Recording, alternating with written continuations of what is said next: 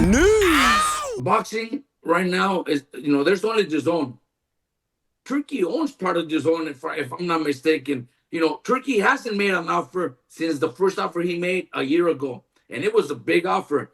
This guy's, said no to the fight, whatever. Boots said he wants to fight one more time at Walker. So Turkey has the power saying, I'm not gonna make an offer until things go ugly, and then I could make the fight once maybe Virgil's free, once because it's a sport where promoters could team up and screw one. And maybe this is Oscar, for saying what he says on his Thursday, videos he does, or stuff that he's been complaining about the Muhammad Ali Act and stuff like that. So maybe promoters are teaming up. It's really not far-fetched. How many enemies has Oscar De La Hoya made over the years, needlessly, I might add? He's ruffled a lot of feathers. That there could be a clandestine effort now to take him down and poach his fighters does not seem outside the realm of possibility, though Oscar himself would have made it very easy for his adversaries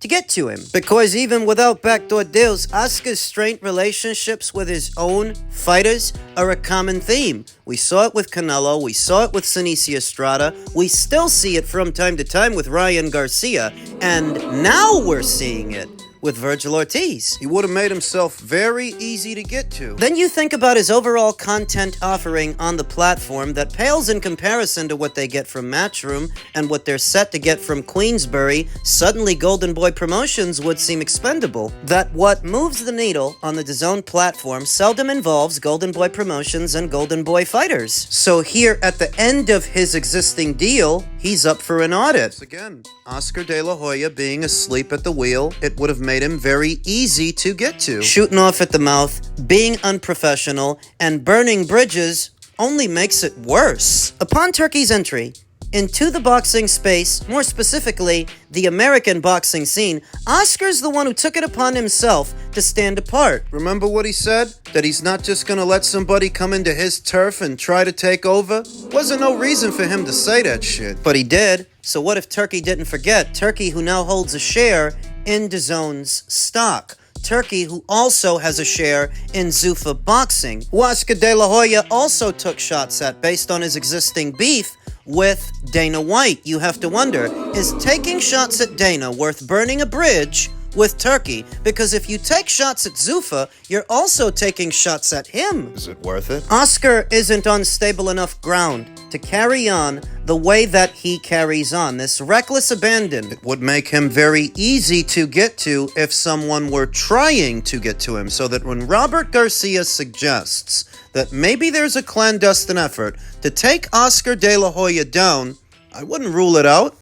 Oscar, man, I know Oscar for many years. We trained together when we were kids in the tournament. So I have a good relationship with him, his team. We yesterday, with Eric Gomez and everybody around. So it's just a tough situation to be in right now when Virgil's my fighter, my star. Rick Morrigan is a manager that's very aggressive. He's gonna make things happen, and he's gonna go do whatever it takes to make the best thing for his fighter, and that's what Rick is doing. So it's a tough situation. I hope it gets cleared up. It sucks to see stuff like this happening because Oscar's a great promoter.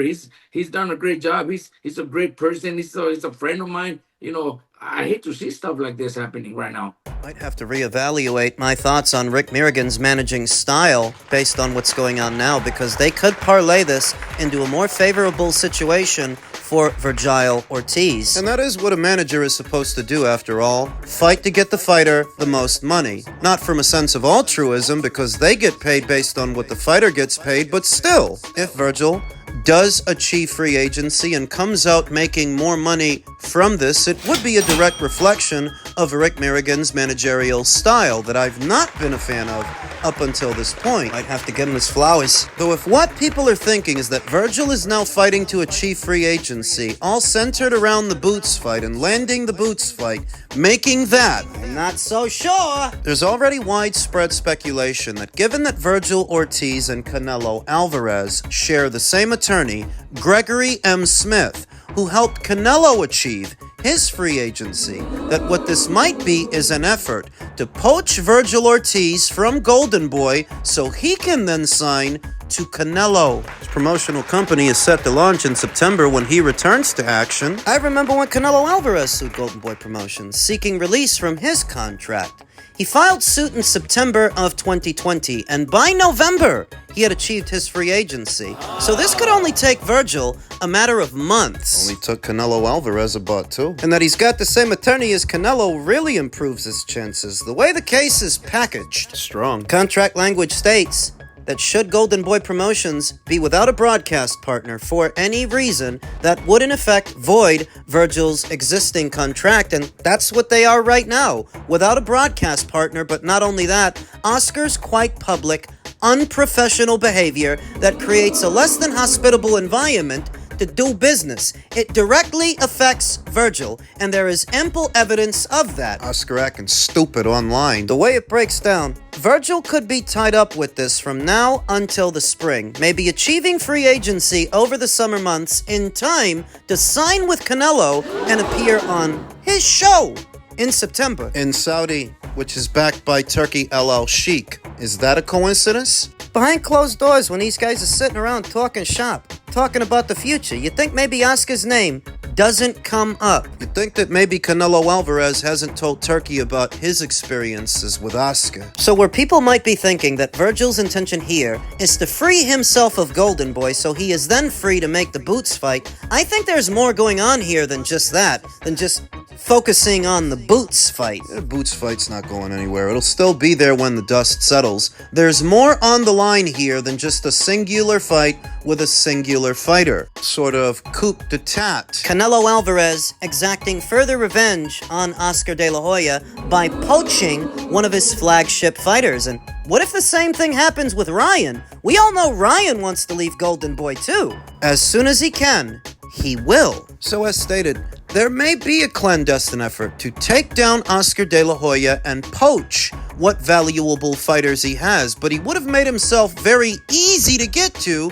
with his ridiculous behavior and poor business practices. Elsewhere in the junior middleweight division, former undisputed champion Jermell Charlo said boxing is not a team sport, so the next move is always the best move. I don't know what the fuck they're fussing about, but I've always heard you're doing something right when the other team starts to feud. 154 is the most overlooked division.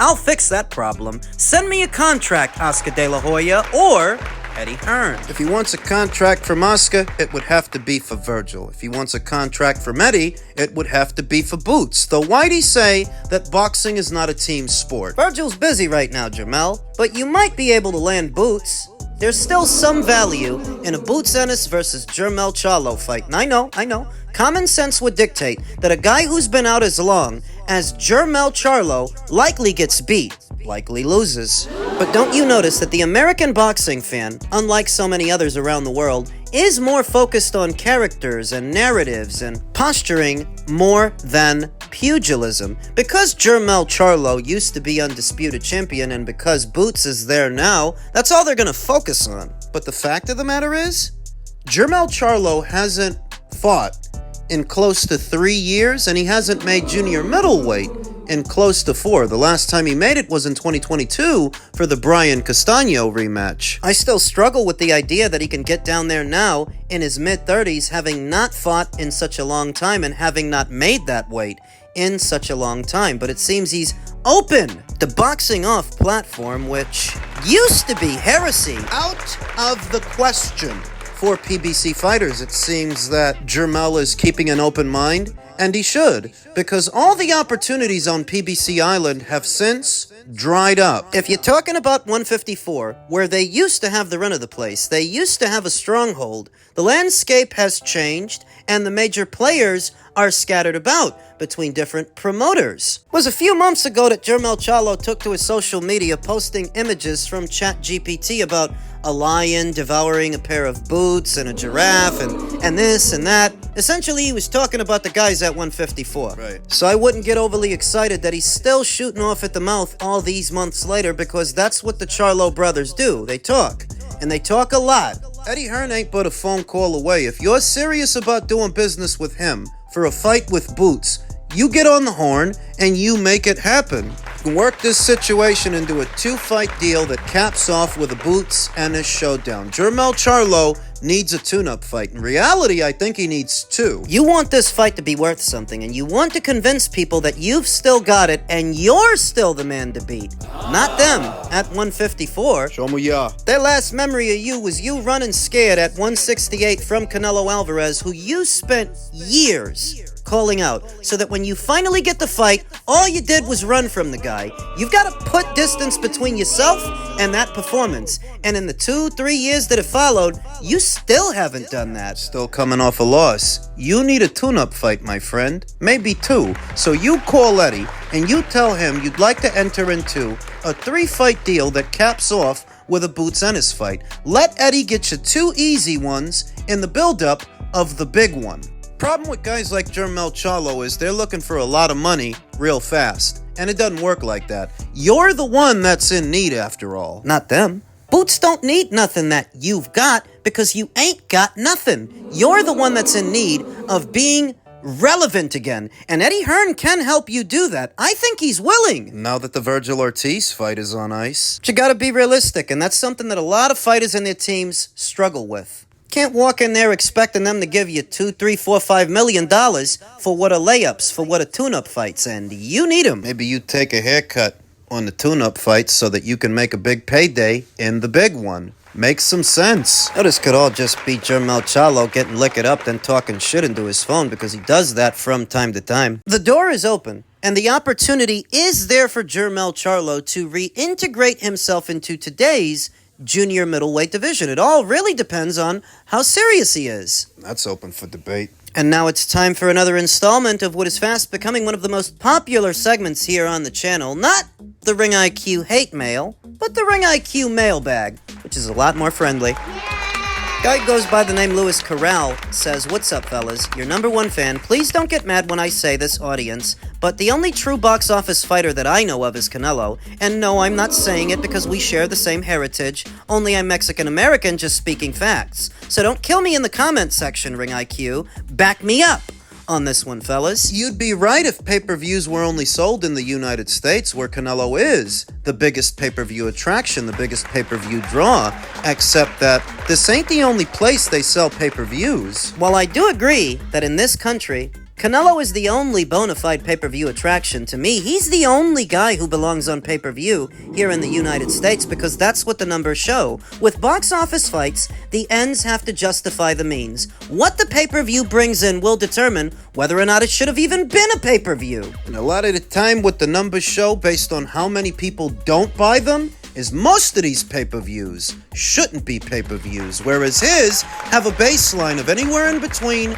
400 to 500,000 buys, warranting the cover charge. Because so many people are still willing to pay that price, that means you actually have a product to sell. But that still is that token American exceptionalism that I'm always talking about, because you do know that the Brits buy pay-per-views, and you do know that fights like Conor Benn versus Chris Eubank Jr., that shit's sold. Tyson Fury versus Dillian White, Tyson Fury versus Alexander Usyk versus Anthony Joshua. Those fights sold. Anthony Joshua versus Daniel Dubois. That shit's sold. Brits buy pay-per-views too, not exclusive to Canelo Alvarez fights. I couldn't tell you how many of Canelo's fights they actually buy since they happen at an unaccommodating time. So when you tell me that he's the only bona fide pay-per-view attraction, maybe if you're talking about in the United States, but elsewhere in the world. Other guys draw too. Inoue draws in Japan. The Brits draw in Britain. You only said what you said because Canelo's Mexican and you share a common ancestry with him. Otherwise, you wouldn't have excluded the entire rest of the free world so that you could arrive at this conclusion. Separately, a guy who goes by the name Ruma Jaywicken. What? Under my recent video detailing Zuffa Boxing's signing of Jai Opataya, which took a lot of people by surprise, surprise. He said, let's be real, Ring IQ. I don't think that Zuffa can take over boxing because, number one, the Americans don't care about cruiserweights. Show me where I said that Zuffa's gonna take over boxing first. Number two, Americans need to fix the amateur boxing system. When is the last time an American fighter has won a gold medal in the Olympics? I'm not an American, but I used to watch American college sports, like March Madness. While I agree that we need to fix our amateur program so that we can start winning medals again, what the fuck does that have to do with Zuffa? Number three, I really think boxing needs to be in high schools and college because we have wrestling in high school and college. Boxing is the only sport that is not part of the NCAA program. I really think if it's part of the school system, it can help them build the profile. That's my take. Please don't mind my English. I'm not good at speaking. No, you're fine.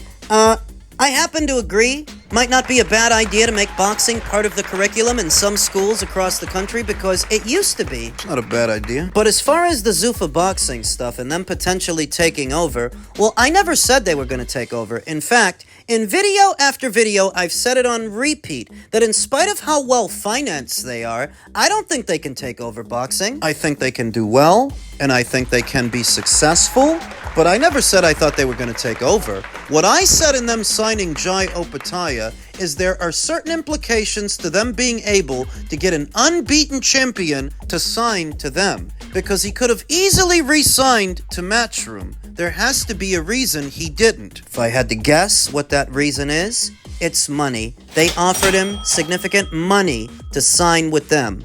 Sort of dispels this notion that Dana White's over there paying guys peanuts on the dollar. They're not kicking out no real money to the fighters. I think they would have had to kick out real money to get Jai to sign to them. But not just that. If they were willing to sign one reigning champion, who's to say they won't sign another and another and another? That all of these preconceived notions that people have had about Zuffa boxing are now in question. We all know what they said, that they wouldn't be working with the alphabets, but here they've signed the IBF champion. So if they're willing to do that, who's to say they won't be willing to do it again with another champion at another weight? All I'm telling you is don't get too attached to ideas, because Zuffa is still new, still in the experimental phase, and it's probable that they will adapt to whatever the situation calls for in the moment.